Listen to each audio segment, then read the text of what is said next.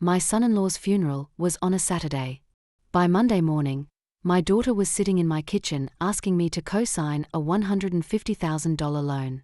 "It's what Dad would have wanted," she said, using her dead husband to manipulate me. When I asked what the money was for, she said, "Does it matter? I'm your daughter and I'm grieving." That's when I knew something was very wrong. I'm Carol Mitchell, and I'm 69 years old. I raised my daughter Jennifer as a single mother after her father walked out when she was 3. For 38 years, it was just the two of us against the world. I worked double shifts as a nurse to put her through college, helped with her wedding, babysat her kids while she built her career. I would have done anything for Jennifer. And she knew it. But this story isn't about the decades I spent being a good mother. It's about the moment I realized my daughter was willing to destroy my financial future while using her husband's death as leverage. Let me take you back to the beginning, to the funeral that should have been the start of us healing together, but instead became the launching point for the biggest betrayal of my life. If you're watching this, subscribe and let me know where you're watching from. Marcus died on a Wednesday morning. Massive heart attack at his desk at 42 years old. One moment he was answering emails, the next his co-workers were calling 911. By the time Jennifer got to the hospital, he was gone. I got the call at 11:30 a.m. Jennifer's voice was shattered, barely comprehensible through the sobbing. "Mom, Marcus is dead. I don't know what to do. I need you." I was at the hospital within 20 minutes.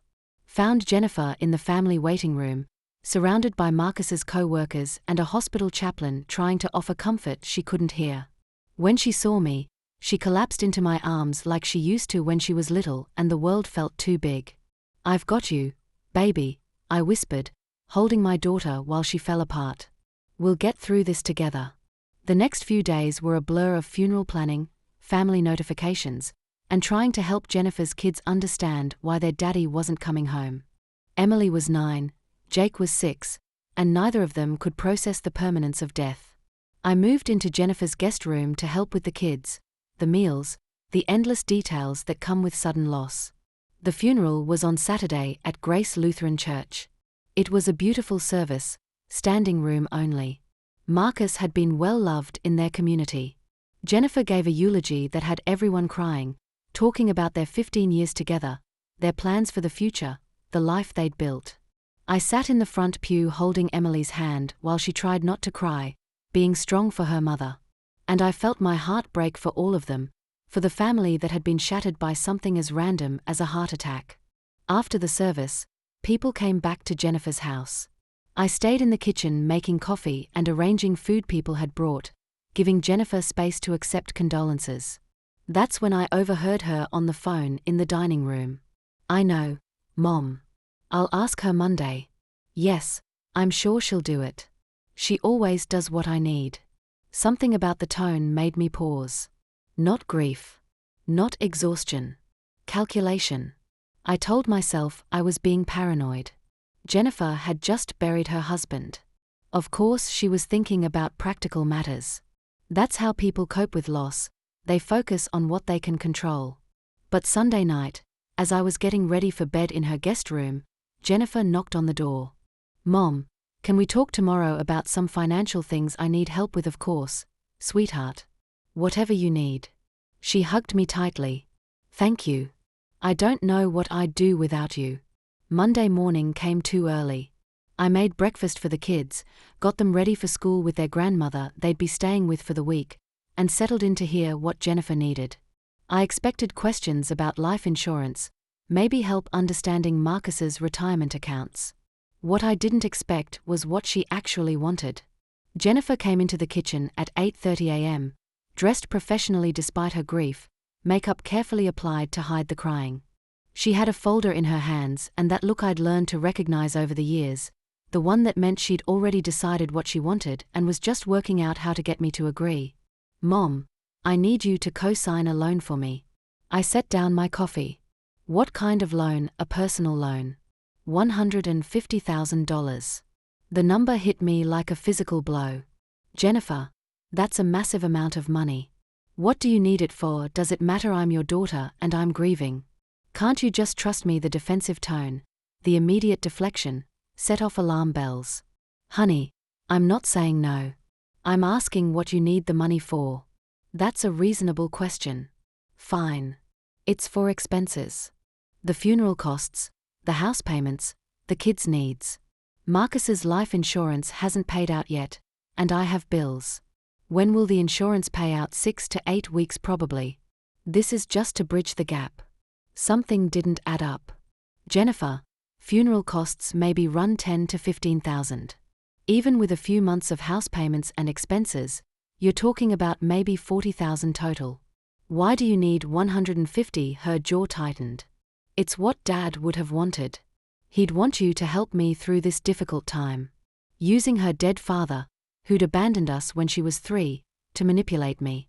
That's when I knew for certain something was very wrong. I need to think about this, I said carefully. This is a huge financial commitment.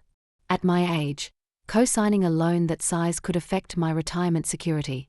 Mom, I'm not asking you to pay it. I'm asking you to sign. The payments will come from my accounts once the insurance pays out. Then why do you need a co-signer? Because the bank says my debt-to-income ratio is too high on my own. What debt are you carrying? Jennifer, that's not relevant right now. Are you going to help me or not? I looked at my daughter, at the woman I'd raised to be strong and independent, and I saw a stranger. Someone who'd just buried her husband and was already pressuring her mother to take on massive financial liability without explaining why. I need to see the loan documents, I said. And I need to understand your full financial situation before I can agree to this. Jennifer's face went cold. I can't believe you're doing this. Marcus is dead, Mom. Dead. And you're interrogating me about money like some kind of accountant instead of being supportive. Supporting you doesn't mean signing papers blindly. It means trusting me. But you've never really trusted me, have you? You've always thought I couldn't handle things on my own. The guilt trip was expertly deployed. Years of practice at pushing my buttons. But this time, something stopped me from caving. Jennifer, show me the loan documents. Let me see what I'm being asked to sign. She stared at me for a long moment, then turned and left the kitchen. I heard her bedroom door slam. And I sat alone wondering what had happened to my relationship with my daughter. That afternoon, I did something I'd never done before. I called Jennifer's best friend, Sarah, and asked to meet for coffee. Sarah looked uncomfortable from the moment she sat down across from me at Starbucks. Carol, I don't know if I should be here. Jennifer would kill me if she knew we were talking. I'm worried about her, Sarah. She's asking me to co-sign a massive loan just days after Marcus died. It doesn't feel right. Sarah's expression shifted from uncomfortable to pained. Carol, I probably shouldn't tell you this, but Jennifer's been in financial trouble for years. My stomach dropped. What kind of trouble? Credit card debt. A lot of it. Marcus handled their main accounts, but Jennifer had cards he didn't know about. She'd spend, then take cash advances to make minimum payments, then spend more to feel better about the stress. It's been a cycle for at least 5 years. How much debt last time? She told me around 80,000. But that was 2 years ago. It could be more now. $80,000. My daughter had been hiding massive debt from her husband and probably from me. Does Marcus's life insurance know about this? I don't know. But Carol, Jennifer's been acting strange since Marcus died. Not just grieving strange. She's been on her phone constantly, making calls in private, getting packages delivered to my house instead of hers. What kind of packages? Designer shopping. Handbags, shoes, jewelry. It's like she's shopping away the grief, but she's using money she doesn't have. I left that coffee meeting feeling sick. My daughter was drowning in secret debt, had just lost her husband, and instead of being honest with me about her problems, she was trying to rope me into a loan that would destroy my financial security if she couldn't pay it back. That evening, I sat Jennifer down in her living room. The kids were asleep. The house was quiet except for the hum of the refrigerator. I talked to Sarah today, I said simply. Jennifer's face went white, then red. You did what I needed to understand what's really going on. Sarah told me about your debt. She had no right. She was worried about you. And so am I. Jennifer, $80,000 in credit card debt. How did this happen? It's none of your business, Mom. It became my business when you asked me to co-sign a loan without being honest about why you need it. Jennifer stood up, pacing. You want to know why I need the money? Fine. I owe $93,000 on credit cards. Marcus's life insurance is $400,000, but it'll take weeks to process. The credit card companies are already calling. Some of them are threatening lawsuits. I need that loan to pay them off before they ruin my credit and come after the insurance money. Jennifer, this is serious. You need to talk to a financial advisor, maybe a bankruptcy attorney. I'm not declaring bankruptcy. Do you have any idea how embarrassing that would be? What people would say more embarrassing than destroying your mother's retirement by defaulting on a loan I co-signed? I'm not going to default. Once the insurance pays out, I'll pay off the loan immediately. I just need a bridge. And what happens if the insurance company delays payment or if there are complications? Jennifer, I'm 69 years old living on a fixed income. If you default on that loan, the bank will come after me. They could take my house, my savings, everything. That's not going to happen. You can't guarantee that. Life is unpredictable. Marcus's heart attack proved that. She stopped pacing and looked at me with an expression I'd never seen before. Cold. Calculating. So you're saying no? Your only daughter, whose husband just died, and you're saying no? I'm saying I can't take on that level of financial risk. I'm saying you need professional help managing this debt, not a loan that's going to put us both in danger. Unbelievable. After everything I've been through this week, you're abandoning me. I'm not abandoning you. I'm here to help with the kids, the house, the grieving.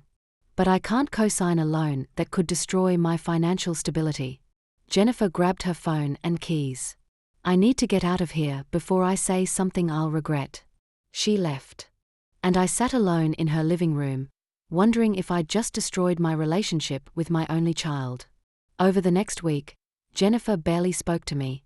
I stayed at her house, took care of Emily and Jake, cooked meals, cleaned, tried to be present without being intrusive. But every time I tried to talk to Jennifer about her financial situation, she shut down. Then I started noticing things. Packages arriving daily from luxury retailers. New handbags appearing in her closet. Receipts for expensive dinners at restaurants she claimed she was too grief-stricken to attend. I confronted her on Thursday evening.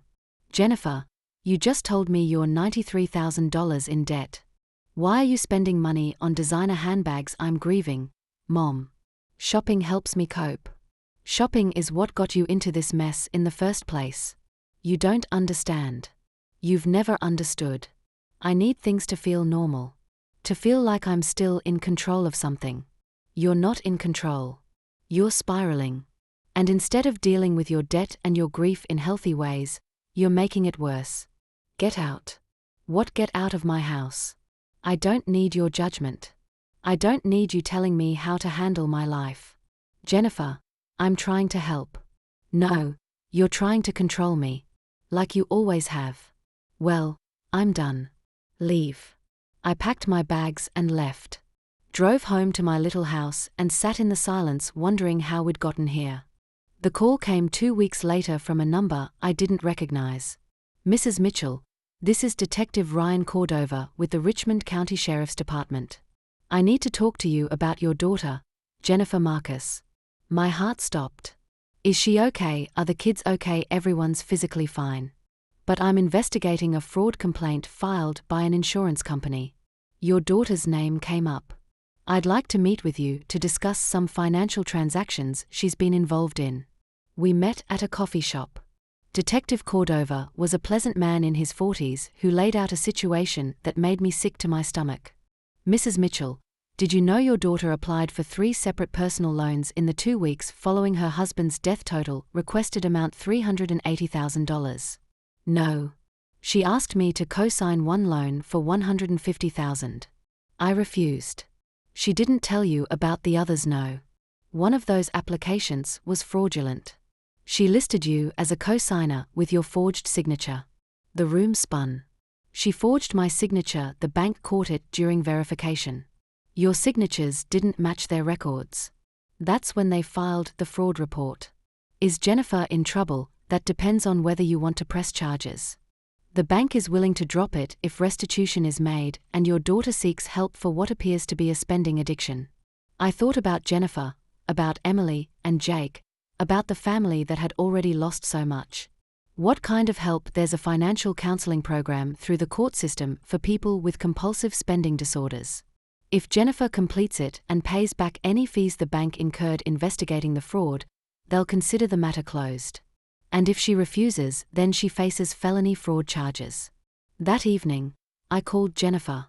She didn't answer. I called again. And again. Finally, on the 5th try, she picked up. What? Mom, the police called me today. About the forged loan application. Silence. Jennifer, you forged my signature. That's a crime. I was desperate. I needed help and you abandoned me. I didn't abandon you. I refused to take on debt that would destroy my retirement. There's a difference. Easy for you to say. You're not the one drowning. No, but you tried to drag me under with you. Jennifer, the bank is willing to work with you. There's a program, counseling for spending addiction. If you complete it, they'll drop the charges. I don't have a spending problem. I just went through a crisis. A crisis you're making worse by shopping instead of dealing with your debt. Jennifer, you forged my signature. You committed fraud. You need to take this seriously. I need my mother to support me, not lecture me. Supporting you means helping you face reality. And reality is that you have a spending addiction that's destroying your life. She hung up on me. And I sat in my kitchen crying for the daughter I'd lost, not to death, but to something almost worse, her own refusal to accept help. If you're watching this, subscribe and let me know where you're watching from. The financial counseling program took 6 months. Jennifer fought it every step of the way, insisting she didn't have a problem, that she was just stressed from Marcus's death. But the counselor, a woman named Dr. Patricia Moore, was patient and firm. I attended some sessions as Jennifer's support person. Listened to my daughter admit things I'd never known. That shopping made her feel powerful when everything else felt out of control. That debt had been her secret for years, hidden from Marcus, hidden from me, a private shame she medicated with more spending. I started small, Jennifer said in one session, crying. A handbag I couldn't afford. But I made the minimum payment, so it felt okay. Then it was shoes. Then jewelry.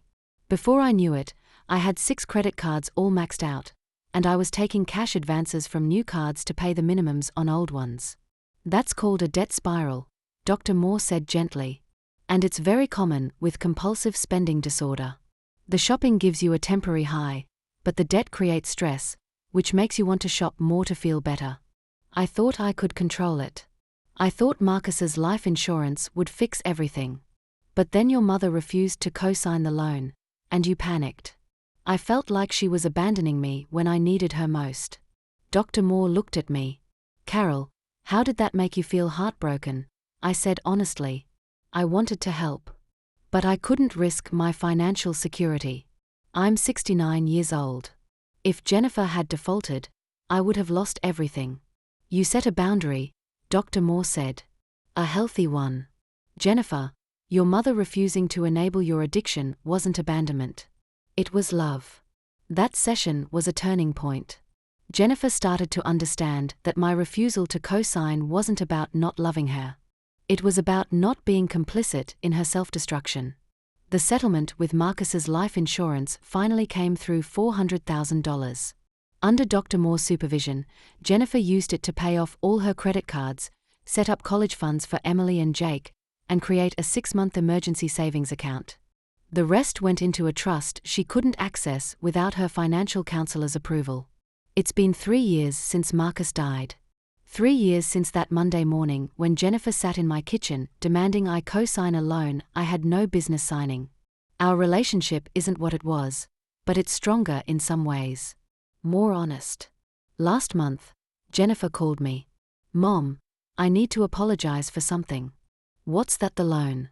The way I used Marcus's death to manipulate you. The forged signature. All of it. I was out of control, and I tried to drag you down with me. I know, sweetheart. You saved me by saying no. I hated you for it at the time, but you saved me. I cried a little, hearing that. You saved yourself, Jennifer. I just refused to enable your destruction. Dr. Moore says that's what real love looks like. Not giving people what they want, but what they need. Sounds like Dr. Moore is pretty smart. She is. I'm still seeing her monthly. Still working the program. Still fighting the urge to shop when life feels overwhelming. I'm proud of you. I'm trying, Mom. For Emily and Jake. For myself. And for you, because you deserved better than what I put you through. We have dinner together every Sunday now, Jennifer and the kids and me. Emily is 12, thriving in middle school. Jake is 9, playing Little League and making straight A's. They've adjusted to life without their father with the resilience that children somehow manage. And Jennifer, she still struggles sometimes. Dr. Moore says compulsive spending disorder doesn't just disappear. But Jennifer has tools now, strategies for managing stress without shopping, support systems for when the urges get overwhelming. She showed me her credit report last week. Perfect payment history for 3 years. 0 debt except her mortgage. A credit score that's climbed from 520 to 740. Look at that, she said, pointing to the screen with pride. I did that. You did. I'm so proud of you, sweetheart. I couldn't have done it without you saying no. I needed someone to love me enough to let me hit bottom. That's the thing about being a mother. Sometimes love means saying yes to what your child needs and no to what they want. Sometimes it means watching them fall and resisting the urge to catch them because they need to learn how to stand on their own. Jennifer wanted me to co-sign a loan that would have destroyed us both. What she needed was for me to say no, to set a boundary, to force her to face the consequences of her choices. The hardest thing I've ever done was refuse to help my daughter during the worst crisis of her life. But it was also the most loving thing I could have done. Because by refusing to enable her addiction, I gave her the chance to save herself. And that, I've learned, is what real love looks like when your child is drowning. Not jumping in to drown with them, but standing on solid ground and teaching them how to swim. Thanks for listening. Don't forget to subscribe and feel free to share your story in the comments.